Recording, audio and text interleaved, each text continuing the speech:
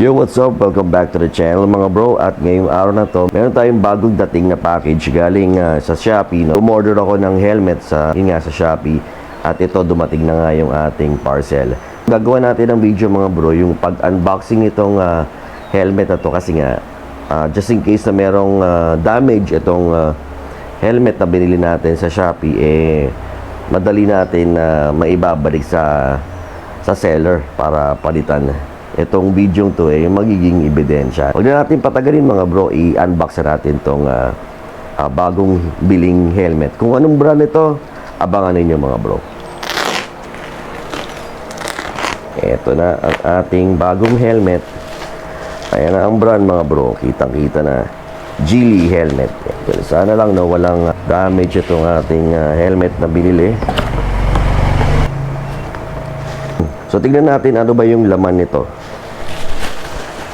Merong kasamang free lens. At itong free lens niya ay clear ba yan?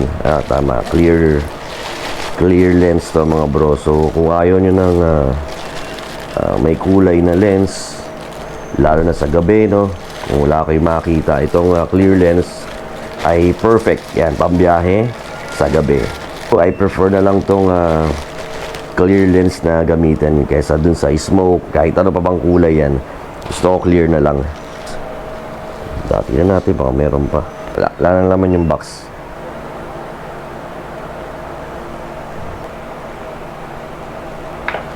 Okay.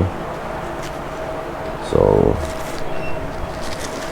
at may kasama rin pala siyang free keychain na nandito sa loob, kasama ng manual.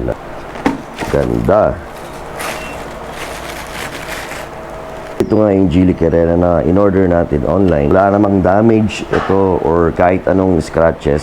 Ito yung first time na helmet or first time na brand na nagkaroon ako. No? Yung mga helmet na gamit ko, yung brand nun yung... Hindi ko na sasabihin yung brand, pero yung logo niya, yung letter S. Siguro naman may idea na kayo kung ano yun.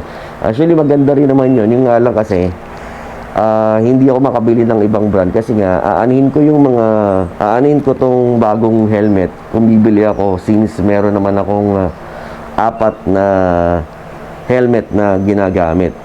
So sabi ko pass muna hanggang sa na-arbor na yung ibang helmet. So pinamigay ko na, at ito na yung pagkakataon natin na magkaroon ng Geely. Actually matagal ko nang gusto magkaroon ng Geely helmet kasi nga maganda rin yung quality nito, no? May base lang din sa mga napapanood kong review sa YouTube. Marami nagagandahan sa brand ng Geely.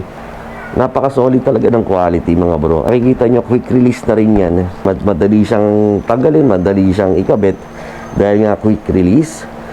Tapos meron ding emergency pull. At pagdating naman sa certification, ito yung mga certification na makikita natin dito sa kanyang likuran. Ayan, makikita rin dito sa likod yung logo at yung model na Carrera. So ito yung mga certification na makikita natin dito sa Geely Carrera. Hindi siya dual visor mga bro. At saka ako, kung tatanungin nyo personally, I preferred na ganito lang, single visor. Kasi hindi ko rin naman nagagamit yung mga dual visor. Meron ako rito dalawang helmet na may dual visor, pero hindi ko talaga sila nagagamit. So I prefer na ganito na lang, single visor, kasi unang-una hindi malaki yung shell, unlike kapag dual visor or modular yung helmet, talagang malaki yung shell, tapos mas mabigat siya kumpara dito sa single visor. Ito ang gaan lang mga bro. Ayan. Kasi kung dual visor yan mga bro, based dun sa aking experience, talagang nakakangalay siya kahit short ride lang. Tapos kakabitan ko pa ng camera dito sa unahan. Lalagyan ko pa ng GoPro, tapos yung mounting kit niya, no? Para ma-mount lang natin yung or depende kung anong klaseng mounting system yung ginagamit ninyo. Pero kasi sa akin, gumagamit pa ako ng strap, kaya isa pa yun sa mga nagpapabigat kapag inilagay ko na sa helmet, lalo na kapag yung aking helmet na ginamit ay dual visor. Pero ito, tamang-tama lang, no? Ganyan. Tsaka ang ganda. Itong lens na to, sabi nila, Revo lens. Kasi nga, kahit sa gabi, maliwanag pa rin. Maliwanag pa rin yung makikita. Oo nga, no, mga bro. Kasi tinry ko. Ayan, kung makikita nyo, kita nyo ba? Ay, naka-Revo lens. Tapos, ayun yung labas. Maliwanag ba? Masubukan natin itong Revo lens bago tayo magpalit ng clear lens. Kasi, sabi ko nga, I prefer na gumamit na lang ng clear lens. Tignan naman natin yung loob. Bukod sa quick release na makikita natin dito, na meron siya, yung foam niya, ayun, ang ganda rin ng design. Tsaka malambot siya. Hindi lang malambot, makapal siya, mga bro. Ang size nito ay medium. Medium size to, mga bro. Itong helmet na to.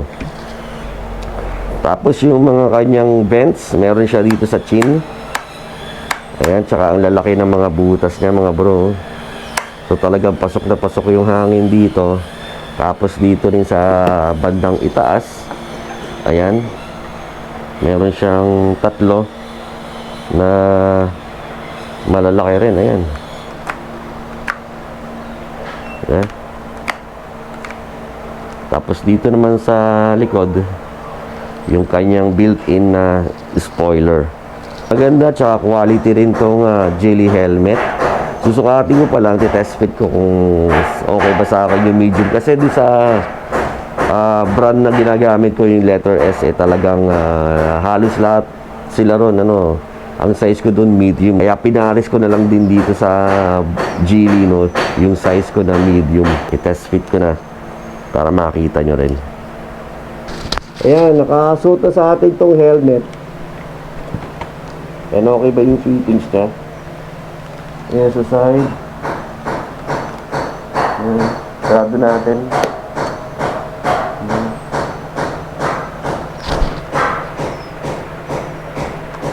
Okay naman, nakakahinga naman ako ng maluwag. Hindi naman siya masikip. Snug fit sa mukha ko yung foam. Tsaka gusto ko yan yung talagang medyo naiipit yung aking pisngi. Para pagka i-shake natin yung ulo natin, hindi siya umiikot, no? Fit na fit ka talaga sa akin yung medium size. So, okay itong binili nating size medium. Ayan.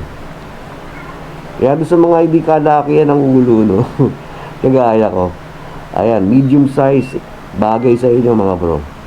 Ang pangit naman kasi kapag talagang sobrang laki ng shell, no? Para kayong alien nun kapag ganun.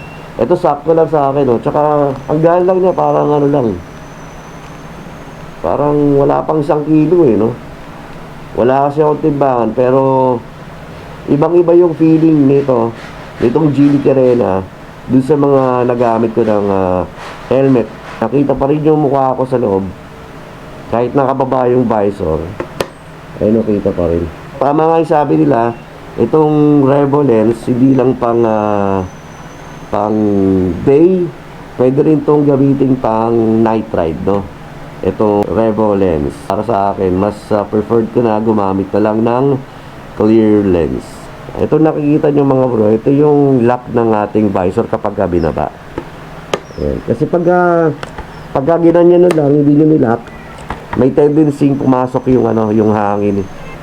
Lalo na kapag nagmo-motovlogging kayo, mga bro, kapag hindi nyo nilock yan, since high speed, may papasok pang hangin, tsaka yun yung magkakos ng wind noise. Pero kapag binaba nyo yan, to at nilock nyo, wala nang wind noise. Ayan, itatry din natin to, no? Pag nag-ride na tayo, tignan natin yung kung meron nga talagang wind noise, no, na makakapture dito sa ating camera. At kung kayo ay naghahanap ng budget-friendly na helmet, maasahan, pang daily, pang long ride, hindi mabigat sa ulo, single visor, na may kasamang free clear lens, eto na yun, mga bro. Pwede nyong i-consider itong Geely Carena as your option, no, sa pagbili ng bago ninyong helmet na budget friendly. So hanggang dito lang itong ating video. Maraming salamat sa inyong panonood. Hanggang sa muli. Peace!